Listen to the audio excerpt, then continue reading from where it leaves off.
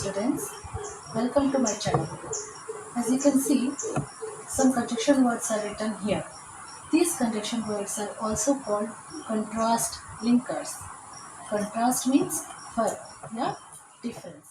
Linkers ऐसे conjunction words हैं जो दो डिफरेंट टाइप ऑफ सेंटेंसेस या कंट्रास्ट सेंटेंसेस को कनेक्ट करने के लिए यूज़ किए जाते हैं. For example, I like mango, मुझे आम पसंद है. माई डॉटर लाइक्स ग्रेप्स, मेरी बेटी को अंगूर पसंद है. ये दोनों बातें आपस में मेल नहीं खाती हैं.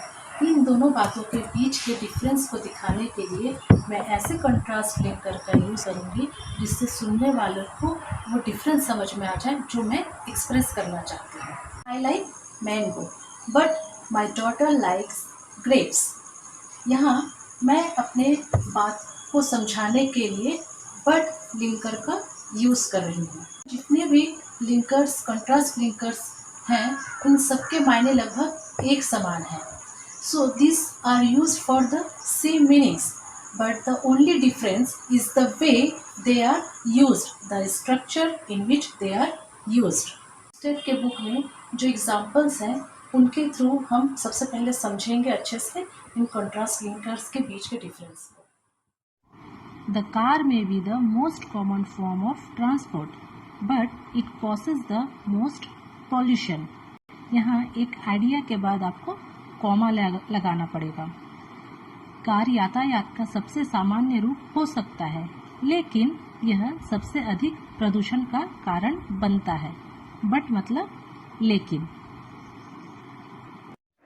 इसी सेंटेंस को यदि ऐसे कहूँ, ऑल्दो द कार में be the most common form of transport, it causes the most pollution. मतलब हालांकि कार यातायात का सबसे सामान्य रूप हो सकता है, लेकिन यह सबसे अधिक प्रदूषण का कारण बनता है. यहाँ ऑल्दो का मतलब होता है हालांकि, लेकिन. पर आपको लेकिन के लिए अलग से बट लगाने की ज़रूरत नहीं होती है. ऑल्दो के प्लेस में हम दो भी लिख सकते हैं. Both are interchangeable, but although is more formal than though. Writing में हम ऑल्दो का यूज़ ज़्यादा करते हैं.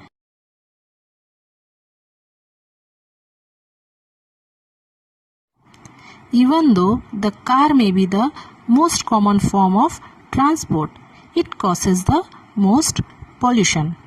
भले ही कार परिवहन का सबसे सामान्य रूप हो सकता है, लेकिन यह सबसे अधिक प्रदूषण का कारण बनता है.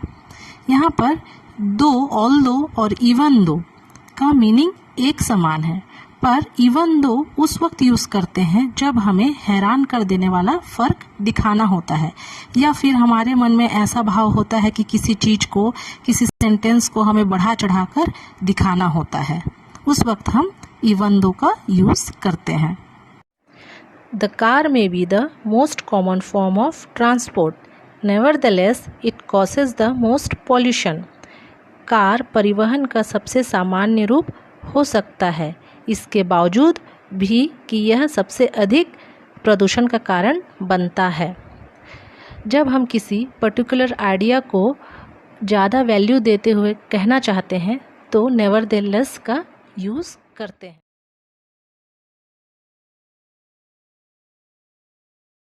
जब हम बट का यूज़ करते हैं तो दोनों सेंटेंसेस को इक्वल इम्पोर्टेंस देते हैं.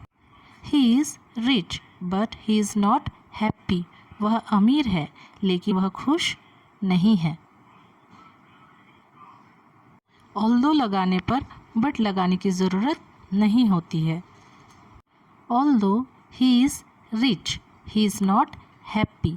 हालांकि वह अमीर है लेकिन वह खुश नहीं है. इवन दो उस वक्त यूज़ करते हैं जब हमें हैरान कर देने वाला फ़र्क दिखाना पड़ता है. Even though he has the least experience, he is the best teacher. भले ही उसके पास कम अनुभव है, लेकिन वह सबसे अच्छा शिक्षक है. मोस्टली नेवरदलेस में पहले नेगेटिव सेंटेंस लिखते हैं और नेक्स्ट सेंटेंस पॉजिटिव होता है. मीन्स नेगेटिव टू पॉजिटिव जाता है. जब हम किसी पर्टिकुलर आइडिया को ज़्यादा वैल्यू देते हुए कहना चाहते हैं तब नेवरदलेस का यूज़ करते हैं। She was very tired, nevertheless she kept on working. वह थक गई थी, फिर भी वह काम करती रही। हाउएवर और नेवरदलेस का मीनिंग सेम होता है, लेकिन हाउएवर में पहले पॉजिटिव सेंटेंस रहता है, बाद में नेगेटिव सेंटेंस को लिखा जाता है। She kept on working, however she was very tired. वह काम करती रही, लेकिन वह बहुत थक गई थी। It is used before the noun phrase and can also be used before a gerund also. We had a great time in spite of the rain. बारिश के बावजूद हमारे पास बहुत अच्छा समय था।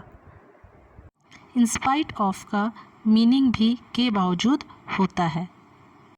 Despite का मतलब भी के बावजूद होता है, लेकिन इसमें इन स्पाइट ऑफ की तरह डिस्पाइट के बाद ऑफ नहीं लिखा जाता। We had a great time despite the rain. बारिश के बावजूद हमारे पास बहुत अच्छा समय था।